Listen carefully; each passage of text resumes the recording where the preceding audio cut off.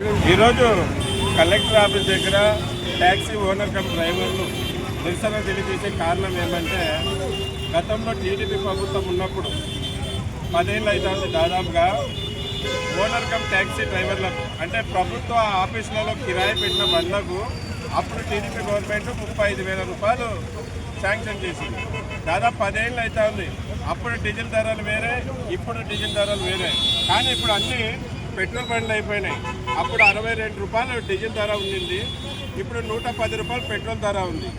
మాకు కిరాయి సరిపోవడం లేదు, కిరాయి పెంచాలనే ఉద్దేశంతో ఈరోజు నిరసన తెలియజేసి గౌరవనీయులైన మన కర్నూలు జిల్లా కలెక్టర్ మేడం గారికి కలిసి రిప్రజెంటేటివ్ అందజేయాలనుకున్నాం.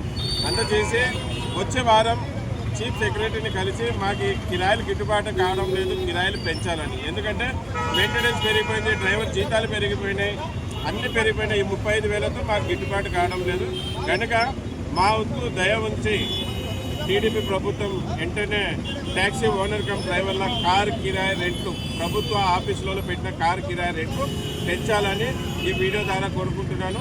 నా పేరు ఎస్ అన్వర్ బాషా, నేను సేఫ్టీ డ్రైవర్ అసోసియేషన్ ఫౌండర్, అలాగే ఇప్పుడు ప్రెసిడెంట్గా కొనసాగుతున్నాను.